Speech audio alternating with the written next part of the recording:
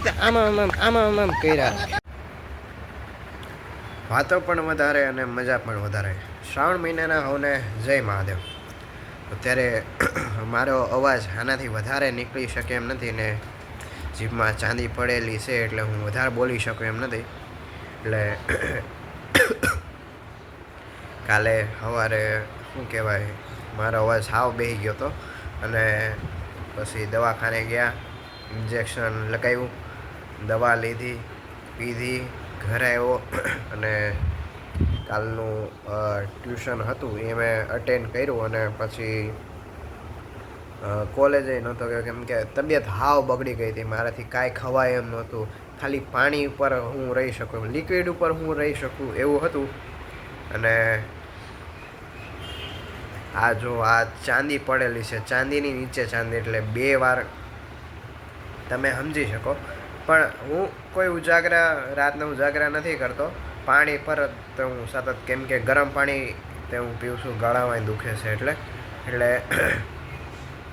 આજે કોલેજે જવું પડશે કેમ કે 29 તારીખે અમારી જે SIP હતી, સમર ઇન્ટર્નશીપ પ્રોજેક્ટ, તો એના પર અમારે થોડું કામ કરવાનું છે. જે મારો પ્રોજેક્ટ હતો એને હજી થોડુંક એવું એડિટિંગ કરવાનું છે, જે અમે રિપોર્ટ લખેલો હતો એમાં.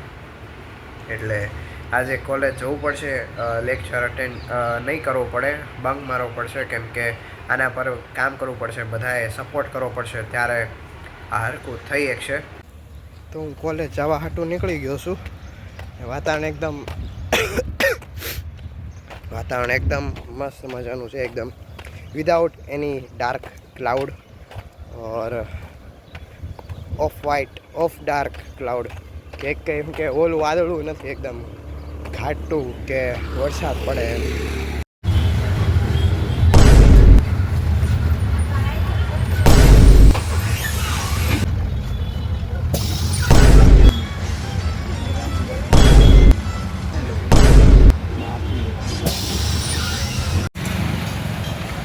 આ જે તમે આગળ વિડીયો જોયો એમાં શું કે ઘડીએ વાળ આમ હરખા કરતો, કોઈ વાંધો નથી, તો કોઈ બધાને સ્વતંત્રતા છે.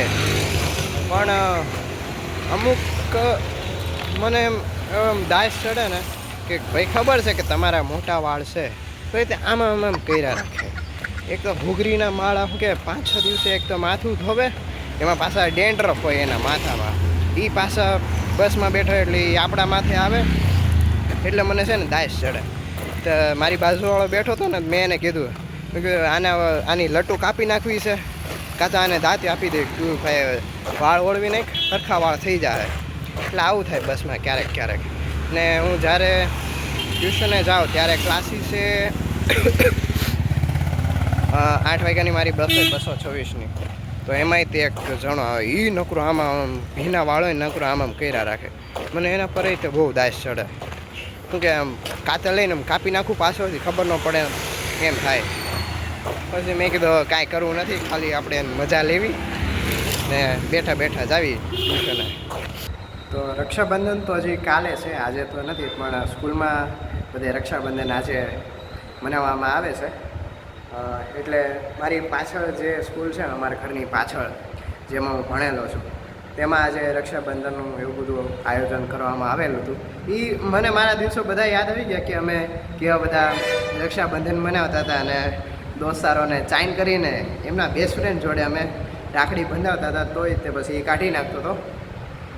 એટલે આવી ઘણી બધી અમે મજા કરી. પછી અહીંયા આવ્યો ત્યારે અહીંયાથી તે ઘણી બધી જે છોકરીઓ હોય એ જે નાની શું કહેવાય થાળી લઈને આવેલી હોય કે એમાં કંકુ ને ચોખા ને એવું બધું હોય, તો એ બધા લઈને જતા હતા. એટલે મેં કીધું આજે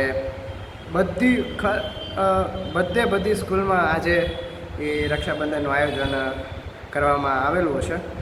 તુષારભાઈ, તમને કેવું લાગે છે કે જગ મારીને કોલેજ આવવું પડે છે રિપોર્ટ માટે, ખાલી એક સાઇન કરવા માટે?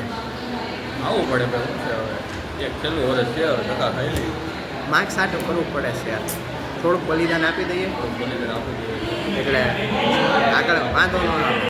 તો અત્યારે હું અને મારા લીડર ઉદ્ધવભાઈ બેઠા છીએ, બધું એડિટિંગ કરવી છે રિપોર્ટમાં. જો હું તમને દેખાડું, પોઈન્ટનું પેરેગ્રાફમાં અમે કન્વર્ટ કરવી છે એવી.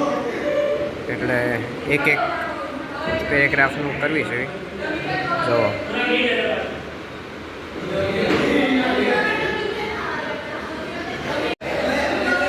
અમારી પાછળ અમુક બાળકો જે બેઠા છે ને, તમને જે અવાજ આવે છે, મારા ક્યારના અવાજ કરે છે. એક કે ઊંધા હાથની ઠોકી દો ને એમ થાય. પણ હવે કોણ કહેવા જાય, ઘડીક વાર હાટું અમે બેટ શું કહેવાય હવે બેવાના છીએ 5 વાગે હવે ઘરે, કેમ કે અમે કંટાળો 4 વાગે 3:45 તો થઈ ગયા છે. ચા ને જોઈ લે તો ફટાફટ કરવું પડશે. એટલે થોડોક શું કહેવાય ફટાફટ કરી તો ફટાફટ થાય.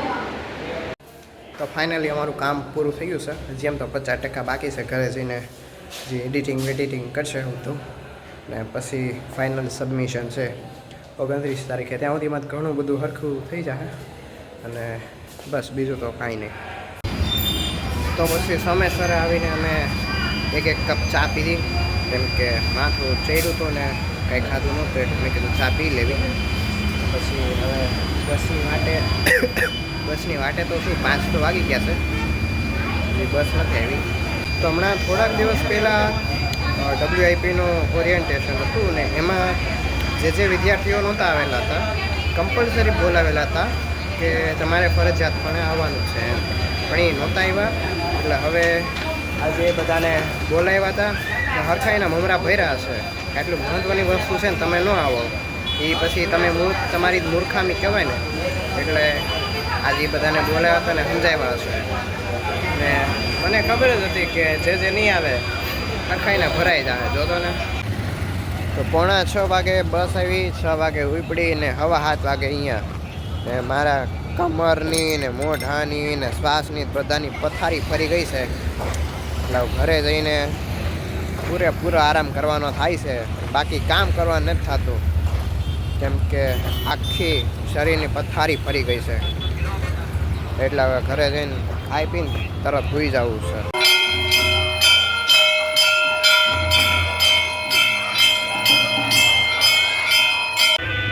સો ધીસ ઇઝ માય હુકાઈ ગયેલા અને બગડી ગયેલા રીંગણા જેવો લુક.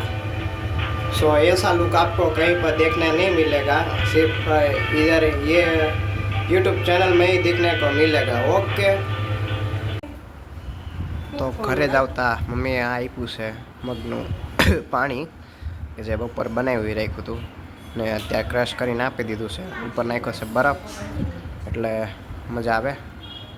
તો અત્યારે વાળુમાં છે જીરા રાઈસ ભાત ને સાઈશ, કેમ કે હા દાલ ફ્રાય છે પણ મારે નથી ખાવી, કેમ કે હું ખાઈ શકું એમ નથી. એટલે ભાત પલાળીને કાં તો ક્રશ કરીને છાશમાં પછી ખાઈશ. તો હું અત્યારે જમતો હતો એટલે શ્વાસ નહોતો લેતો, મોઢેથી શ્વાસ લેતો હતો. પછી મેં કીધું જમી લઉં ને પછી આ રૂમાં છે ને વિક્સ મિક્સ કરીને કાનમાં નાખી દઉં, એટલે મસ્ત મજાનું શ્વાસ લેવાનું ચાલુ થઈ જાય. તો આજે હું શું કહેવાય NSU બેઠો હતો ત્યારે કેમ છો સુરતની ટીમ આવી, એટલે કે એક લેડી અને એક ભાઈ. અને એ સામે પહેલાં બધા પૂછતા હતા એમ રક્ષાબંધનનું કેમ ક્વેશ્ચન કેમ કરે એમ. તો પછી એ BRTSમાં આવ્યા અને પૂછતા હતા એમ. મારી પાસે આવ્યા, મારી બાજુમાં 2 છોકરા બેઠા હતા. તો એ કે हम કેમ છો सूरत पेज से है, आप क्या हमारे साथ बातचीत कर सकते हैं वीडियो में. તો મેં વિચાર્યું મેં કીધું કેમ છો સુરતમાંથી આવેલા હોય આપણે ઓપોર્ચ્યુનિટી ન જવા દેવાય એમ.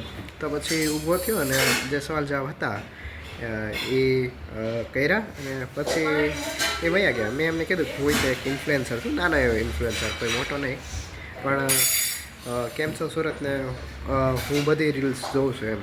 તો એ પછી વયા ગયા ને પછી બસમાં બેહીને હું ઘરે આવતો રહ્યો. એટલે મેં કીધું આ મોટી ઓપોર્ચ્યુનિટી તક મળેલી હોય તેને જવા ન દેવાય. એટલે પછી સવાલ કર્યા, મેં પછી જવાબ દીધા.